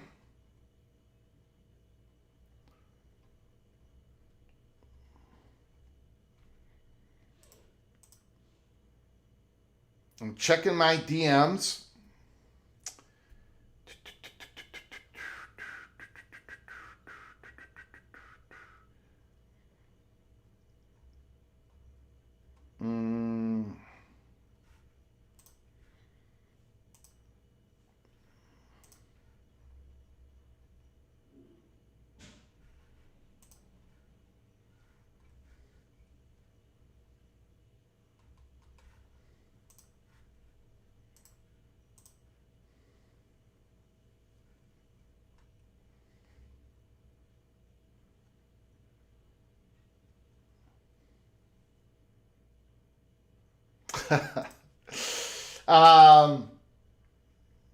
Here is Sankey once again talking about how the SEC and the Big Ten are not having conversations about a merger. Greg Sankey said to Paul Feinbaum on a Super League, "We are not having some conversations about a merger. In fact, Paul, I do not want the SEC network to be confused with the Big Ten network. I don't think our fans want that. I don't think anybody wants that." So yeah, like I've been saying, the SEC's not into you, Big Ten. They recognize the economic power of the Big Ten, but other than that, they're not in. They love their SEC network, and the Big Ten doesn't really wanna. They don't look at themselves like the SEC. They're not going to merge. They're not going to merge, even if they had some. They're just not going to do it. They're not going to do it. Christopher Hooter, $5 holler.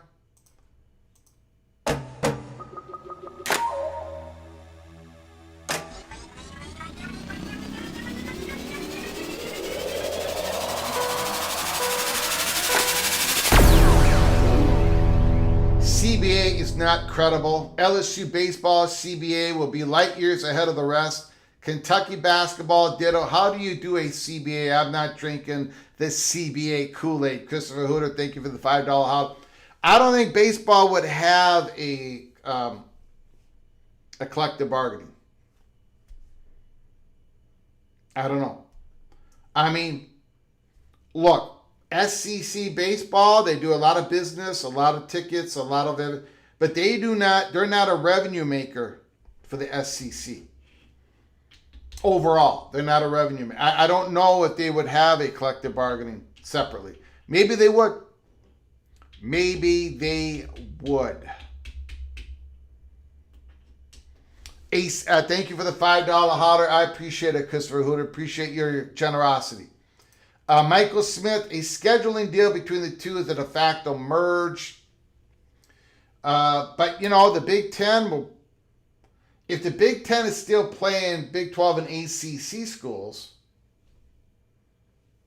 not conference, if they're still playing the Big 12 and ACC in the college football playoffs, if the Big Ten and the SEC have different collective bargaining agreements, I don't know. Thank you, Michael Smith, for that comment. Alrighty, I do appreciate everybody coming on in here. It looks like we're going to shut down the phones. No more super chats coming on in. I do appreciate you guys coming on in for a Friday, June 5th. Again, if you are a member of this program, we did release Early Peak Cloak and Dagger episode 66 this morning. So go check it out. If you want to become a member of our program, go to the link in the description box below the video and hit the link and become a member. Azon the Kid, playing in the playoffs doesn't deny a merge. That's a disingenuous argument. So what is a merger then? If both conferences are playing in a playoff that has access for more than those two conferences, if both conferences have different leadership, conference scheduling, different rules, what does constitute a merger? What if Iowa State is still playing Iowa? You know, what is the merger part? Because they have a scheduling agreement with each other? Is that enough to make it a merger? All right, some people think that is the case. All right. Okay. All right, ladies and gentlemen, we're going to lock it up here. We've been on the air for 2 hours and 17 minutes. I appreciate you all joining us. Again, before you leave, smash the like button. Smash the like button if you've liked our content. Put the thumbs down button if you did not like our content. If you are new here or if you haven't done it yet, please consider subscribing to our channel. Make sure you ring that notification bell. Keep your head on a swivel. We're going to be here covering all the breaking news in college football. So make sure you subscribe, ring that notification bell. Again, today we did the spotlight on the Maryland Terrapins. The Maryland Terrapins got the spotlight put on them. What do you think? Malik Washington coming back, true freshman season. It was a good one. Dejon Williams, Caleb Webb. What about transfer from Wyoming, Chris Dorr? Is he going to be able to help the passing game? Dorian Fleming, an emerging tight end. Dorian Fleming looking to have a big year. What about the freshman All-American defensive end of Sidney Stewart and Zahir Mathis? I don't know. It's going to be an interesting season for the Maryland Terrapins. Thank you for joining us. We'll have a new team to spotlight tomorrow. It will be our 43rd team so far in the off season. My goodness, we're doing a lot of work. We're talking a lot of teams. We're talking a lot of football in this off season. Come join us tomorrow. Until next time, from all of us at PATC to all of you. Please, you all take great care of each other. And as always, God, family, Golden Gophers.